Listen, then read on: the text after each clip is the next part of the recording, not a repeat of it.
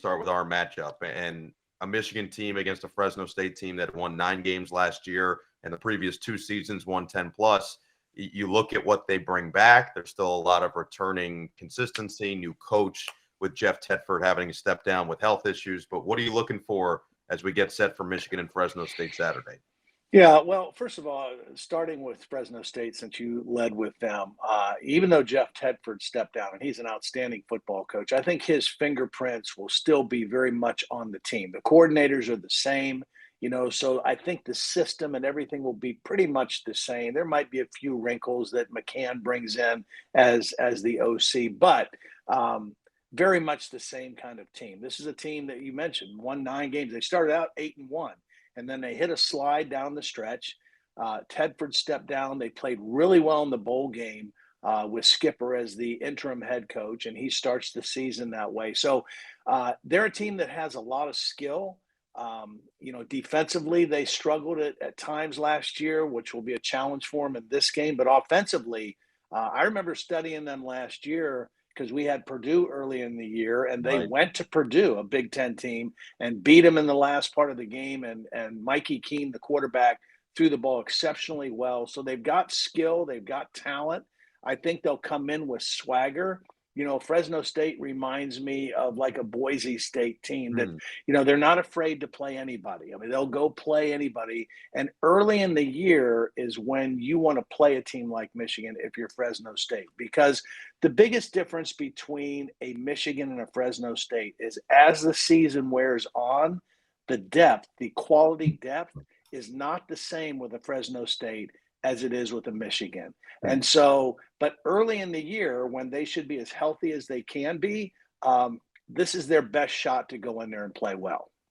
With that, Fresno State, you mentioned Mikey Keene coming back. You have Malik Sherrod at running back coming back. It's an offensive line that's expected to return 4 starters on top of that. So you've got experience offensively, including on the outside with 2 of their top receivers returning. You mentioned defense being the real question mark, let's call it, for the Bulldogs.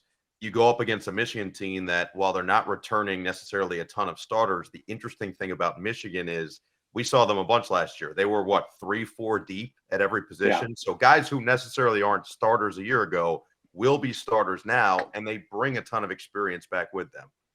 They do, and the challenge for Fresno State in this ball game, not just coming across the country, not just playing in front of 100,000 plus, where they're used to playing in front of 40-some thousand at home, but they will not face an offense or defensive line anywhere comparable to Michigan when they play in the Mountain West Conference. So, they're going to have their hands full up front. Michigan wins games in the trenches. The last 3 years, the Big Ten champions, they've bludgeoned people. And even teams that have equal talent, they've been better up front.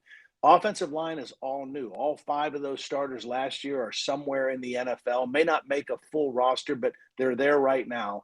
And then defensively, this is an outstanding defensive front. They were the best defense in the country last year.